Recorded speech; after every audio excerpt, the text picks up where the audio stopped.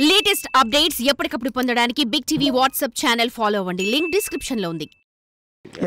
మీరన్నట్టుగానే ఇప్పుడు ఈ పోలీస్ స్టేషన్లో ఇమీడియట్గా వాళ్ళు మనోభావాలు దెబ్బతిన్నాయనగానే కేసు ఫైల్ చేసి ఇన్ని సెక్షన్ల కింద కేసు ఫైల్ చేసి ఎక్కడో మధ్యపాడు నుంచి హైదరాబాద్లో జూబ్లీ హిల్స్లో ఉన్న మీ ఆఫీస్ దాకా వచ్చి ఇంట్రెస్ట్ తీసుకునే అంత ఇది పోలీసుల ఇంట్రెస్ట్ అని నేనైతే అనుకోవట్లేదండి. ఎందుకంటే పోలీసులకి చాలా పనులు ఉన్నాయి. మీరు అన్నట్టు పోలీస్ స్టేషన్లో చాలా కేసులు ఉన్నాయి.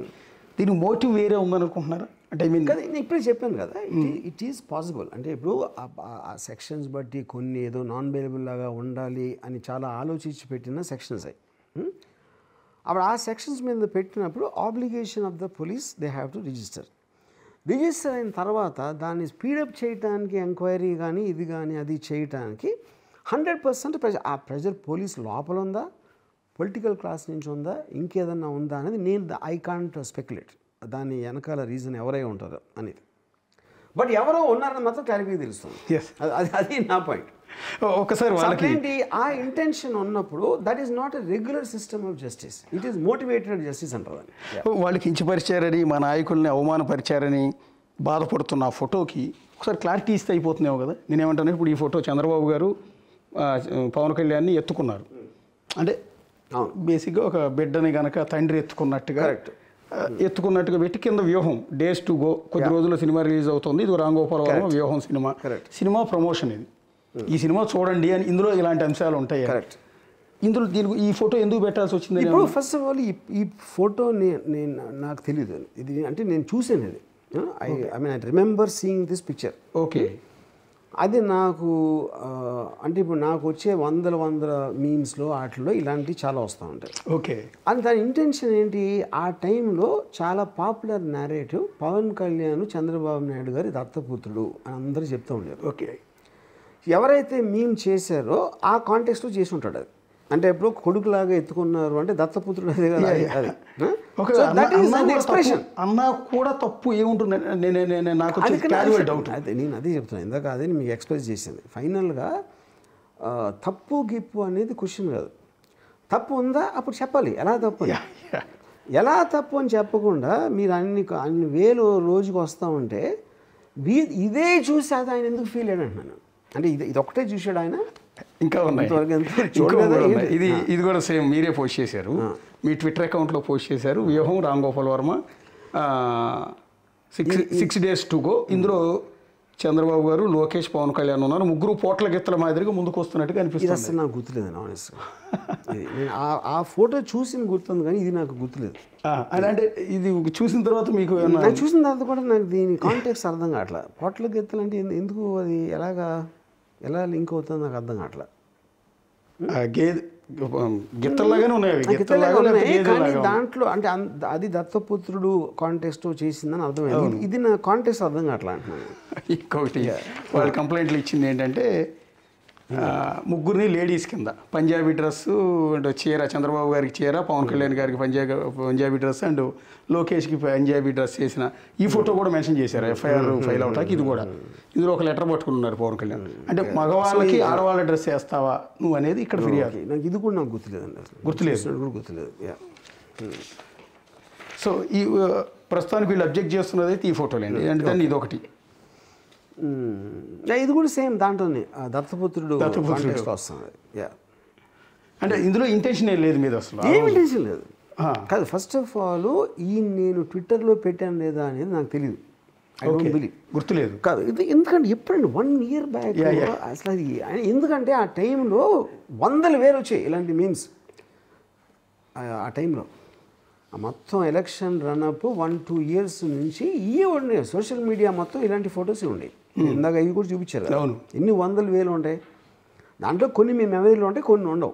అది నేను ఎక్కడన్నా చూసానా, ఎవరన్నా చూపించారా, లేకపోతే నేను పెట్టానా అనేది నాకు absolutely I don't have memory of that. అంటే మీకు అప్పుడు ఆ ఇంటెన్షన్ కూడా మీకు ఎక్కడ లేదంటే పవన్ కళ్యాణ్, చంద్రబాబు గారు, లోకేష్ తిట్టాలన్న ఇంటెన్షన్ మీకు ఏం లేదు? నా ఇంటెన్షన్ నేను పెట్టినవన్నీ కూడా నా సినిమా ప్రమోషన్, సినిమా పోస్టర్స్, నా సినిమాలో ఉన్న క్యారెక్టర్సు దాన్ని నేను చేసింది. వ్యూహం సినిమాలో యాక్చువల్ క్యారెక్టర్స్, దాంట్లో ఉన్న మూమెంట్స్, దానికి సంబంధించిన ఫోటోలతో చేసిన పోస్టర్లు పెట్టినాను. అంటే మరి ఇప్పుడు ఇంత వివాదం జరుగుతోంది, అంటే మీ ఆఫీస్ వరకు పోలీసులు వచ్చి ఉన్నారు, సరే అరెస్ట్ అనేది మీడియా చేసిన ప్రచారం, ఆ విషయం యాజ్ ఏ మీడియా పర్సన్గా నేను కూడా ఒప్పుకుంటాను.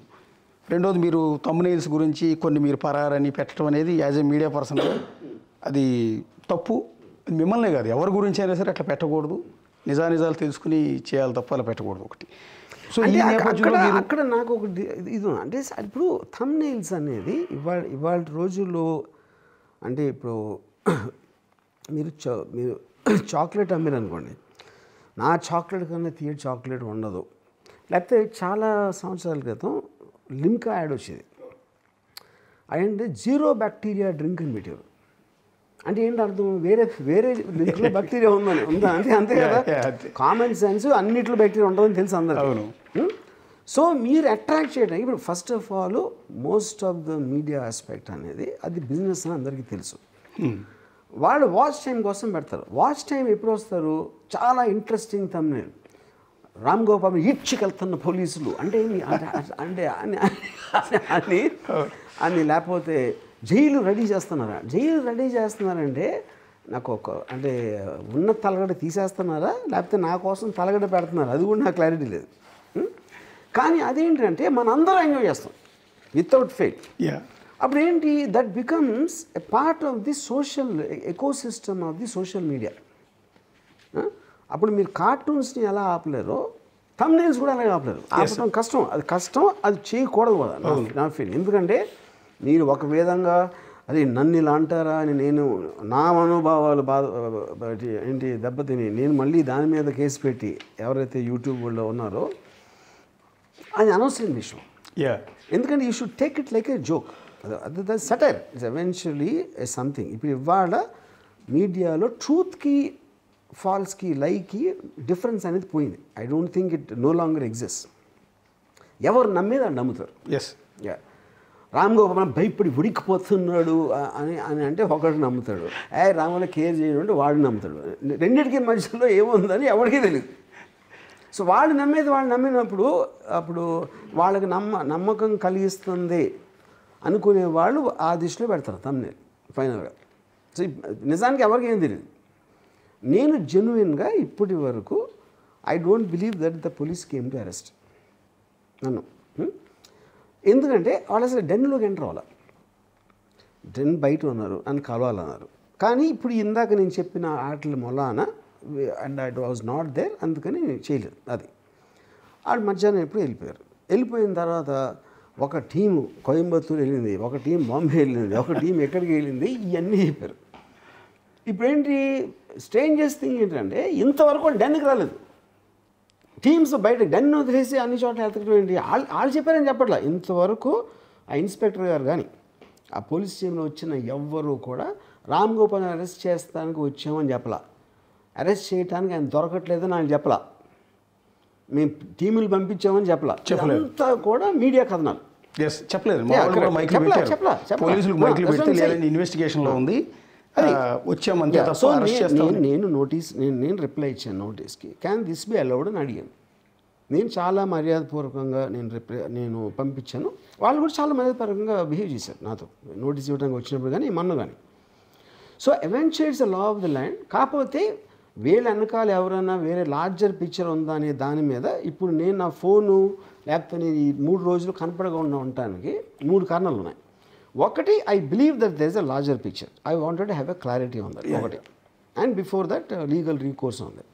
సెకండ్, నన్ను పరామర్శించే వాళ్ళు ఎక్కువైపోయి వాళ్ళ నుంచి తప్పించుకోవడానికి ఇవేంటి రామ్గోపాల్ పైకి ఏమైపోతుందో, ఎలా ఉన్నావు, హౌ అని వీళ్ళు. తర్వాత నా పక్కన ఉన్న వాళ్ళ మొహాలు చూడలేక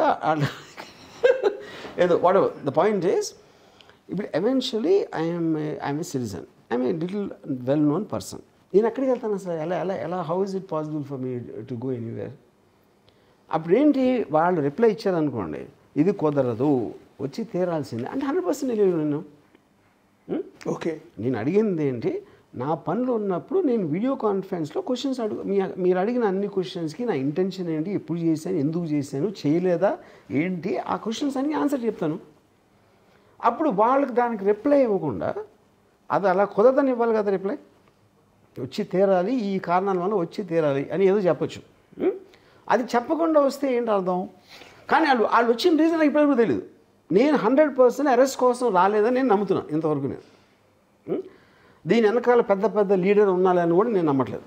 అది ఓకే, ఇదేదో మిడ్ లెవెల్లో ఏదో చిన్న మిస్చీఫ్కి చేస్తున్నారు, ఎంటర్టైన్మెంట్ కోసం చేస్తున్నారు అని నా ఫీలింగ్. అంటే అందులో తప్పు లేదని కూడా నా ఫీలింగ్. అది ఎందుకంటే అందరూ చేసేది దానికే. ఇవాళ సొసైటీలో మన అందరం ఉన్నది ఎంటర్టైన్మెంట్ కోసం.